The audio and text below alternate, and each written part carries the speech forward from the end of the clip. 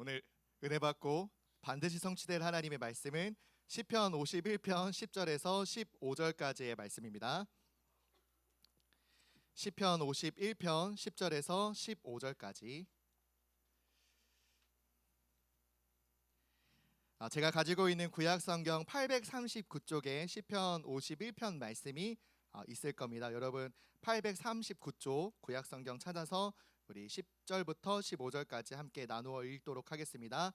없거나 찾기 어려운 친구들은 우리 옆에 있는 친구들과 나누어 보거나 아니면 화면 자막에 준비된 대로 우리 한 절씩 나누어 읽고 우리 15절은 한 목소리로 합독하도록 하겠습니다. 덥나요? 좀 여러분들? 괜찮아요? 그쵸. 고마워 대답해줘가지고. 더운 친구들 없죠? 우리 악기팀만 더운 거죠? 오늘 오랜만에 우리 도훈이가 반주를 한 나머지 굉장히 큰 실수가 조금 여러 군데 있었는데 무너진 당신을 세우실 겁니다, 하나님이. 시편 51편 10절에서 15절까지 우리 한 절씩 교독하고 15절은 한 목소리로 합독하도록 하겠습니다. 하나님이여, 내 속에 정한 마음을 창조하시고 내 안에 정직한 영을 새롭게 하소서. 나를 주 앞에서 쫓아내지 마시며 주의 성령을 내게서 거두지 마소서. 주의 구원의 즐거움을 내게 회복시켜 주시고 자원하는 심령을 주사 나를 붙드소서. 그리하면 내가 범죄자에게 주의 도를 가르치리니 죄인들이 주께 돌아오리이다. 하나님이여, 나의 구원의 하나님이여, 피 흘린 죄에서 나를 건지소서. 내 혀가 주의 의를 높이 노래하리이다. 주여, 내 입술을 열어 주소서. 내 입이 주를 찬송하여 전파하리이다. 아멘. 네, 우리 시간 신앙 고백하도록 하겠습니다. 우리 인생의 주가 되시며 모든 문제를 십자가에서 또 우리의 죄와 저주를 그리스도로 완벽히 해결하여 주신 우리 예수님을 그리스도로 신앙 고백하도록 하겠습니다. 주는 그리스도시요 살아계신 하나님의 아들이십니다. 아멘. 우리 옆에 있는 우리 귀한 다음 세대들과 이렇게 축복하며 인사하겠습니다. 내 모습 이대로 하나님이 사랑하십니다. 한 번 더 앞뒤로 우리 서로 보면서 또 마스크 쓴 얼굴한테는 특별히 더 사랑하는 눈빛으로 우리 바라보면서 축복하도록 하겠습니다. 선으로 악을 이깁시다. 읽은 말씀 따라서 무너진 나를 세우는 비밀이라는 제목으로 중등국 제자들에게 말씀을 선포하도록 하겠습니다. 지난주 우리 3부 예배를 통해 감옥에서 순교를 앞둔 사도 바울이 제자인 디모데에게 마지막으로 쓴 편지, 유언과 같은 이 말씀, 디모데 후서의 말씀으로 우리에게 은혜를 주셨어요. 바울은 유언과도 같은 이 말씀으로 자신의 사명을 이어받은 다음 세대, 그리고 그 다음 세대를 이끌 지도자인 디모데에게 편지를 쓴 거예요. 그러면서 내게 주신 사명을 이제 너가 이어받아 다음 세대로, 또 다음 세대들을 이끌 지도자로 이 사명을 감당하라라고 디모데 후서를 하나님이 주신 말씀으로 남기기 시작했어요. 특히 1장 3절에서 5절 말씀에 내가 밤낮 간구하는 가운데 쉬지 않고 너를 생각하여 청결한 양심으로 조상적부터 섬겨오는 하나님께 감사하고 내 눈물을 생각하여 너 보기를 원함은 내 기쁨이 가득하게 하려 함이니 이는 내 속에 거짓이 없는 믿음이 있음을 생각함이라. 이 믿음은 먼저 내 외조모 로이스와 내 어머니 유니게 속에 있더니 내 속에도 있는 줄을 확신하노라 라고 말해요. 바울은 먼저 디모데 속에 있는 거짓 없는 믿음은 믿음인데 거짓이 없는 아주 순결한 믿음이 너 안에 있기 때문에 내가 그것을 두고 밤낮 기도한다라고 밝혀요. 여기서 말하는 거짓 없는 믿음은 어떤 어려움에도 고난에도 오히려 그 믿음 가진 것 때문에 하나님을 믿고 예수님을 그리스도라 믿는 믿음 때문에 고난받는 그 고난 속에서도 변하지 않는, 흔들리지 않는 믿음을 거짓 없는 믿음이라고 표현했어요. 우리 중등부 마데테스 우리 귀한 제자들에게도 이 거짓 없는 믿음, 예수가 나의 그리스도, 그분이 나의 인생의 선한 목자가 되신다라는 충만하고 충분한 믿음으로 여러분 거짓 없는 믿음을 소유하기를 기도합니다. 여러분 안에 거짓 없는 믿음이 있기를 바랍니다. 바울은 이 거짓 없는 믿음이 누구를 통해서 전달받은 믿음이냐? 바로 어머니 유니게와 외할머니 로이스로부터 전달받은 신앙 유산을 통해 너도 그 믿음을 소유하게 되었다.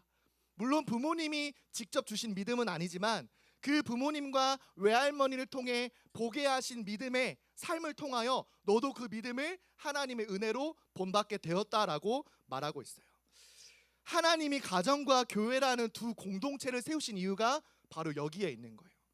하나님 우리에게 부모님을 만나게 하시고 또 그 부모님을 통하여 또 친구를 통하여 이 교회라는 공동체를 만나게 하신 이유, 하나님이 보시기에 거짓없는 믿음을 내게 주시기 위하여 이 두 공동체를 이 땅 가운데, 이 세상 가운데 세우셨다라는 거예요.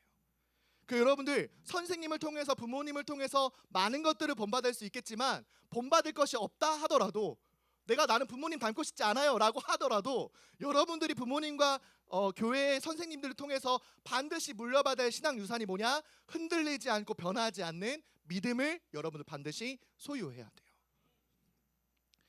그래서 이제 우리도 오직 예수만이 그리스도라는 변하지 않는 영원한 진리와 살아계시고 역사하시는 하나님만이 우리를 구원하시고 우리를 창조하신 유일하신 여호와 하나님이 되신다라는 분명하고 확실한 믿음을 이제 우리의 다음 세대들에게도 10년 지나 20년 지나 이 중등국을 거쳐갈 또 나라는 사람을 하나님 교사로 세우셔서, 특별히 중등국 교사가 10년 뒤에 되게 하셔서 나를 만나게 될 다음 세대들에게 이 거짓없는 믿음을 유산으로 물려줄 수 있도록. 조요나 몸찬양팀 선생님, 불가능한 일이 전혀 아니에요. 그렇죠?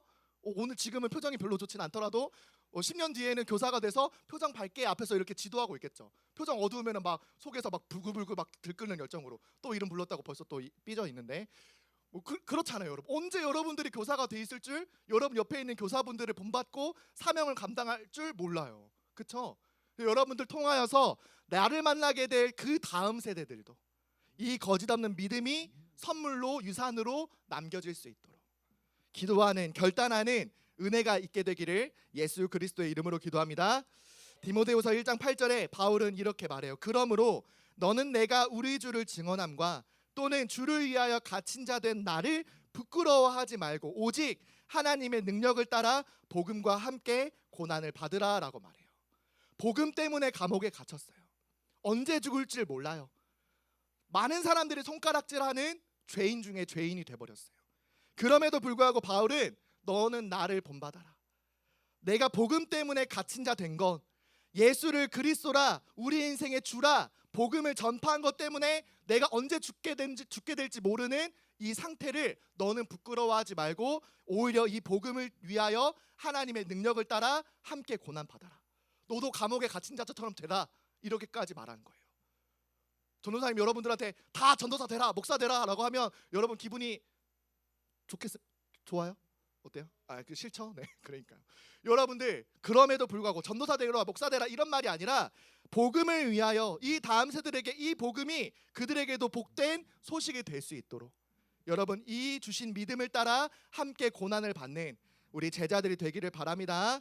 그래서 어떤 고난에도 예수 그리스도와 함께 고난을 받을 다음 세대들에게 이 복음을 증거하기 위하여 내가 육신이 조금 피곤하고 내 인생에 조금 손해를 본다 하더라도 다음 세대에게 이 복음 전할 영적 결단이 있게 되기를 예수 그리스도의 이름으로 기도합니다.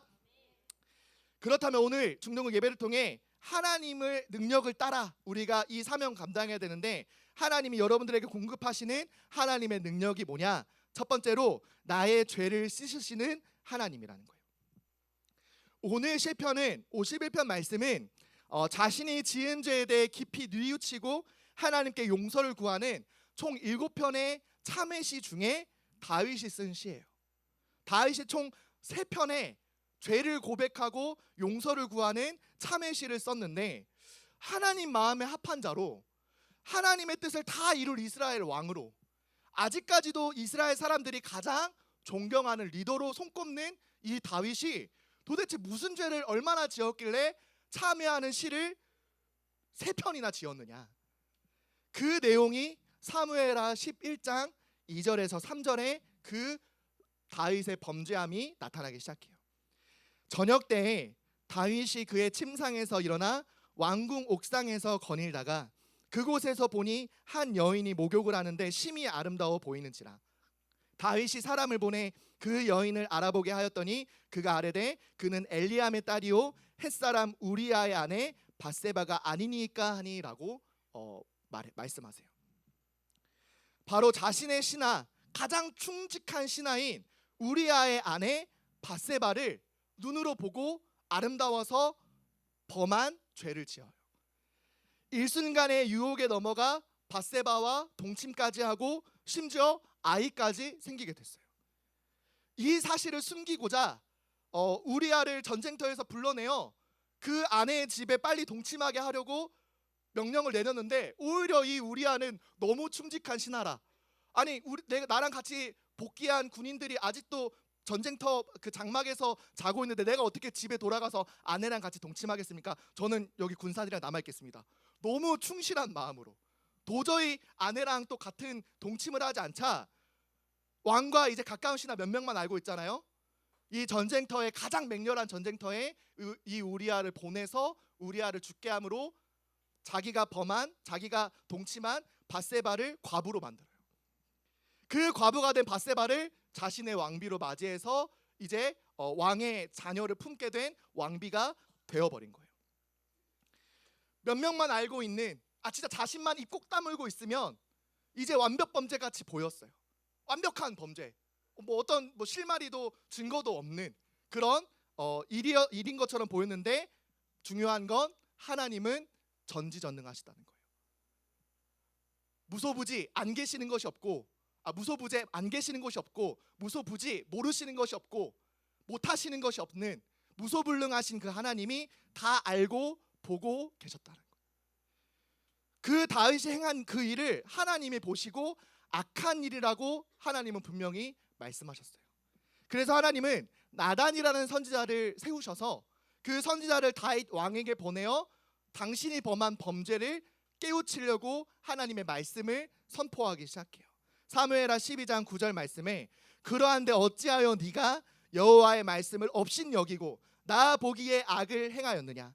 네가 칼로 햇사람 우리아를 치되 암몬 자손의 칼로 죽이고 그의 아내를 빼앗아 네 아내로 삼았도다라고 하나님은 정확히 말씀으로 이 다윗의 범죄를 고하기 시작해요.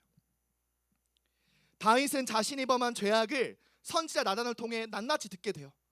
아무도 모를 줄 알았는데, 몇 사람만, 장군 몇 명만 아는 일일 줄 알았는데, 하나님이 다 알고 계시다라는 얘기를 듣고 뜨끔해서, 이스라엘 통치하는 이제 왕이 됐으니까 나 이제 목동 아니니까 선지자의 말을 그냥 모른 채 무시할 수도 있었어요.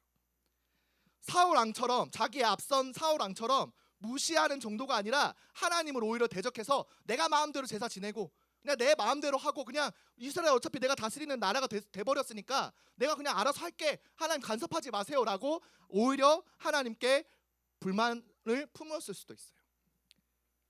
그러나 다윗은 감사하게도 나단 선지자를 통해 자신에게 임한 그 하나님의 말씀을 전혀 무시하지 않았어요. 오히려 그 말씀 앞에 자신이 범한 죄악을 철저히 깨닫고 그 범죄의 함을 뉘우치기 시작했어요. 그리고 그 죄악에서 건져주실 수 있는 분도 오직 하나님밖에 없음을 다시 한번 믿음을 회복하는 기회로 삼기 시작했다라는 거예요. 시편 51편 1절 말씀에, 하나님이여 주의 인자를 따라 내게 은혜를 베푸시며 주의 많은 긍휼을 따라 내 죄악을 지워주소서. 나의 죄악을 말갛게 씻으시며 나의 죄를 깨끗이 제하소서. 세상에 어떤 법으로도 용서받지 못할 죄였어요. 오직 하나님만이 그 많은 은혜와 많은 긍휼로, 불쌍히 여기시는 마음으로 내 죄악을 씻으실 수 있다라고 믿고 하나님만을 의지하기 시작해요. 다윗은 선과 악을 분별하시는 분도 오직 하나님밖에 없으며 그 죄악에서 자신을 건지실 수 있고 선한 길로 인도하실 수 있는 분도 오직 하나님밖에 없음을 사실적으로 고백하기 시작한 거예요. 자신이 이스라엘을 다스리는 왕이지만 죄악에 이끌려 유혹에 속아 실수라도, 그 단 한 번의 범죄라도 어쩔 수 없이 범죄할 수밖에 없는 절대 불가능한 한계가 많은 존재임을 철저히 하나님 앞에서 인정하기 시작한 거예요. 시편 51편 5절 말씀에는 이렇게까지 고백해요. 내가 죄악 중에서 출생하였으며 어머니가 죄 중에서 나를 잉태하였나이다. 이 말은 모든 사람이 죄 중에서 태어나 그 아담의 범죄함으로 말미암아 모든 사람이 죄 가운데 태어나는 본질상 진노의 자녀임을 이 다윗은 영적으로 정확하게 깨닫고 있었어요. 인류의 조상인 아담의 범죄로 인해 모든 사람이 죄인으로 태어나요. 죄를 범하는 마음이 더 편하고, 죄를 짓는 것이 뭔가 나를 더 짜릿하게 만들고, 죄악을 행하는 것이 내 인생에 더 가까이 와 있는, 하나님이 말씀하시는 것보다 세상이 알려주는 그 악한 행실이 더 나에게 편하게 다가오는 그런 세상을 우리가 살고 있음을 우리도 인정하기 시작해야 돼요. 하나님은 그런 우리를 죄와 죄에 이끌려 사는 저주에서 벗어날 수 있도록 구원의 은혜를 베풀고 계시다는 사실도 여러분 기억하기를 바라요. 하나님은 그 죄와 반복해서 짓는 그 죄악을 건져줄 수 있는 유일한 구원의 하나님이심을 여러분들이 믿고 의지해야 된다는 거예요. 이제 더 이상 죄와 사망이 내 인생의 주인 노릇, 왕 노릇하지 않도록 영적 싸움에서 승리해야 하는데, 어떻게 승리해야 되느냐? 나의 왕, 나의 목자이신 여호와 하나님께 붙어 있어야 된다는 거예요. 로마서 3장 23절에서 24절 말씀에 모든 사람이 죄를 범하였음에 하나님의 영광에 이르지 못하더니 그리스도 예수 안에 있는 속량으로 말미암아 하나님의 은혜로 값없이 의롭다 하심을 얻은 자 되었느니라 라고 말씀하세요. 모든 사람이 죄인이기에 우리 역시도 죄인이에요. 하나님을 찾을 수도 만날 수도 하나님의 뜻대로 살 수도 함께할 수도 없었던 우리가 모든 것에서 타락한 죄인이었음을 우리가 말씀을 통하여 철저하게 알고 회복해야 돼요. 그런 우리가 십자가에 나를 대신해 달려 죽으심으로 그리스도가 되신 예수님 안에서 속량을 받았다라는 거. 내 공로로 내가 낼 수 있는 어떤 값으로 내 죄를 치른 것이 아니라 그리스도께서 아무 죄 없는 그분께서 그 흘리신 피 보혈로 우리가 죄 사함을 얻게 됐다라는 거. 그 아무런 공로 없이 하나님의 거저 주신 은혜로 우리가 구원받은 하나님의 자녀가 되었다라는 거. 여러분, 그 은혜를 완전히 붙드는 하나님의 자녀, 지혜자들이 되기를 예수 그리스도의 이름으로 기도합니다. 그 은혜가 우리에게 항상 있다면 우리는 더 이상 죄악에 이끌리는 것이 아니라 하나님의 은혜에 이끌리고 하나님의 말씀에 반응하는 하나님의 자녀가 되기 시작할 거예요. 더 이상 습관처럼 나도 모르게 하나님이 원하시지 않는 것을 행하는 삶이 아니라 하나님의 말씀대로 하나님이 원하시는 삶을 사는, 하나님께 완전히 붙들린 인생이 되기 시작하는 거예요. 그래서 더 이상 죄악에 속지 않고 나도 모르게 죄에 이끌리는 그 죄에 굴복하는 인생이 아니라 선으로 악을 이기는 우리 그리스도의 제자들 다 되기를 예수 그리스도의 이름으로 기도합니다. 그러면 우리에게 주시는 능력이 뭐냐? 두 번째로 나의 죄를 넘어서는 능력도 하나님이 더하여 주실 거예요.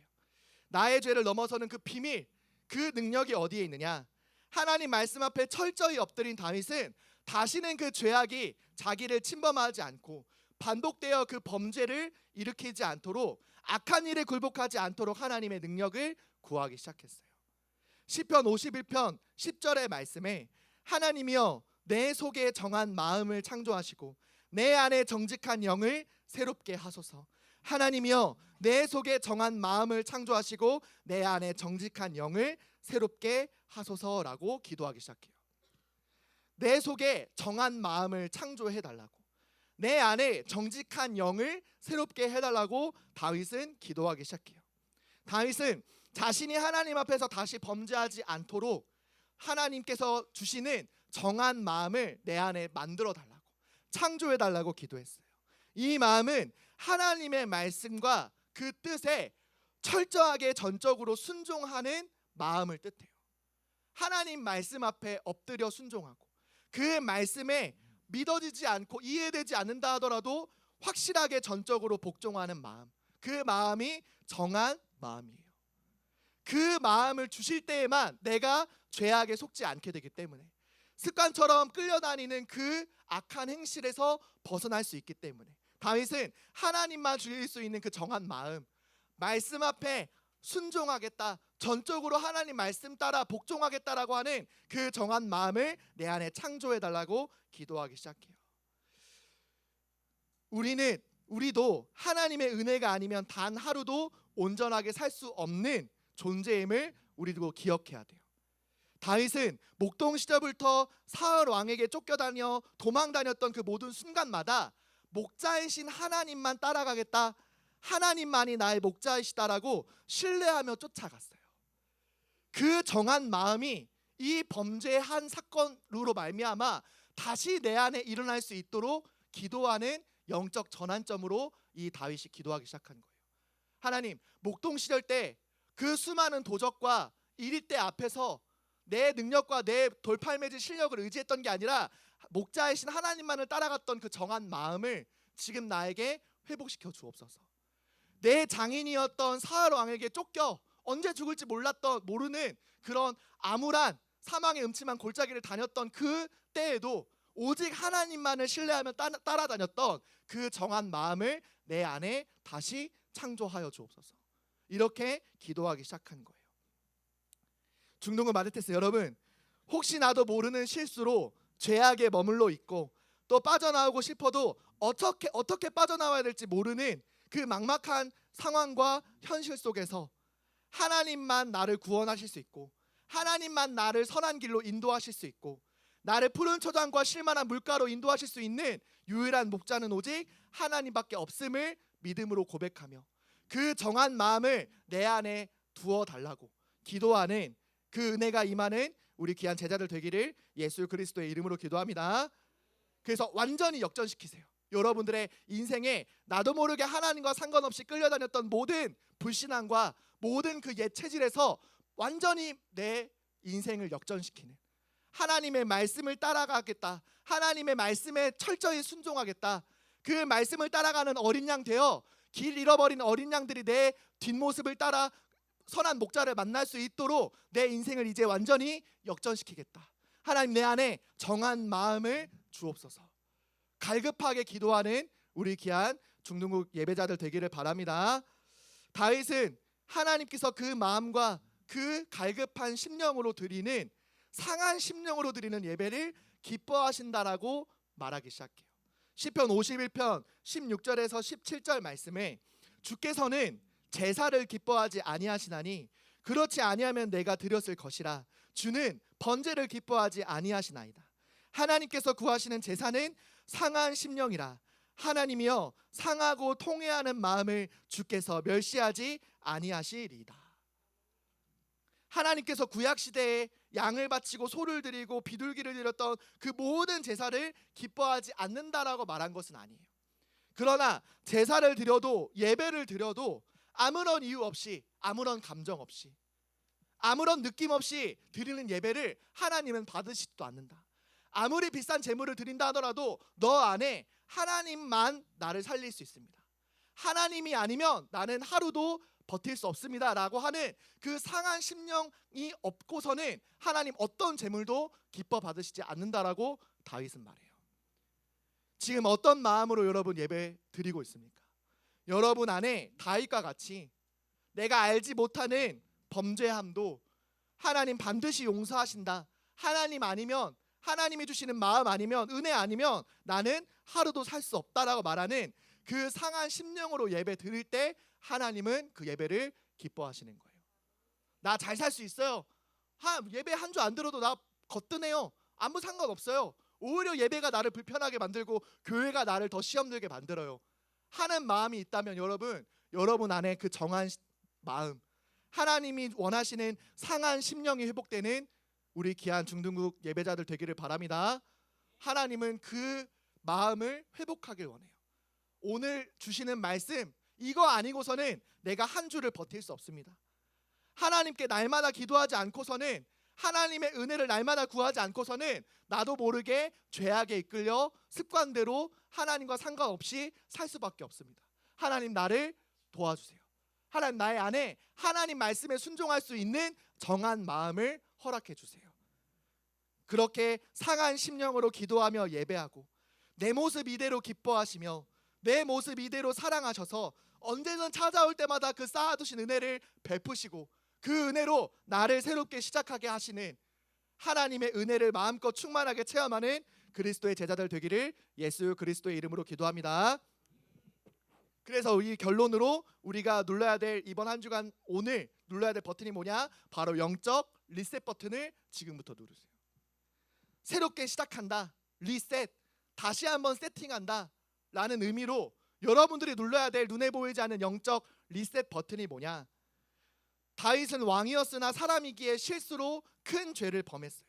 그러나 그 죄악에 머물러 있지 않고 그 죄에 굴복하지 않고 그럼에도 나를 사랑하시고 용서하실 수 있는 분은 하나님밖에 없음을 정확하게 믿음으로 깨달아 하나님 앞에 철저히 죄를 자복하고 회개하는 마음으로 하나님 앞에 섰던 것처럼 여러분도 습관처럼 반복되는 죄악에서 또 실수에서 여러분 굴복하지 말고 아무에게나 말하지 못한 범죄함이 있어도 벗어나는 영적 리셋 버튼을 누르기 시작해야 돼요. 그 리셋 버튼이 뭐냐? 마태복음 11장 28절 말씀에 수고하고 무거운 짐진 자들아 다 내게로 오라 내가 너희를 쉬게 하리라. 수고하면 수고할수록 숨기면 숨길수록 무거워지고 죄책감만 늘어나는 그 죄의 짐에서 인생을 책임질 수 없는데 책임지려고 하는 그 수많은 여러분 부담감에서 유일하게 그 짐을 내려놓으실 수 있는 분은 누구시냐? 오직 예수 그리스도밖에 없다라는 거예요. 그 예수가 나의 그리스도, 그 예수만이 내 인생의 주인이 되신다면, 내 인생의 길이 되시고 내 인생의 유일한 진리 되시며 나의 영원한 생명이 되신다면 여러분 날마다 새롭게 시작할 수 있는 하나님의 리셋 버튼이 여러분들 안에 있다라는 거예요. 그 리셋 버튼을 날마다 누르고 특별히 오늘 주일 주의 첫 시작인 이 주일날에 특별히 이제 여름방학이 거의 다 시작됐죠. 뭐 다음 주 화요일에 또 방학하는 친구들도 있는 걸로 알고 있는데 이 방학 시간 딱 시작하는 이 시점에 여러분 영적 리셋 버튼을 정확하게 눌러서 내가 원하는 것이 아닌 하나님이 주신 정한 마음으로 하나님이 기뻐하시는 상한 심령, 갈급한 심령, 애통하는 마음이 회복되는 귀한 시작이 될 수 있도록 여러분 기도하면서 예배자로 그리스도의 제자로 이번 여름방학을 보내는 우리 모든 중등부 마데테스들 되기를 예수 그리스도의 이름으로 기도합니다. 우리 옆에 있는 우리 귀한 제자들과 이렇게 축복하며 인사합시다. 영적 리셋 버튼을 찾읍시다. 한번 앞뒤로 축복합시다. 예수가 나의 그리스도이십니다. 축복하는 거니까 예수가 너의 그리스도이십니다. 그 영적 리셋 버튼을 누름으로 무너진 나를 다시 새롭게 시작하게 하시는 하나님의 은혜, 그 정한 마음과 상한 심령을 회복하는 이번 여름방학이 되기를, 다음 세대의 계절이 되기를 예수 그리스도의 이름으로 기도합니다. 네, 주신 말씀을 우리 한번 묵상하고 또 한 주간의 기도 제목으로 정리하는 시간을 우리 가지고 우리 찬양하며 우리 준비한 예물 드리는 시간 가지도록 하겠습니다. 포럼 용지를 못 받았거나 하는 포럼 용지 못 받은 친구들은 우리 손만 들면 선생님들이 챙겨 주실 겁니다.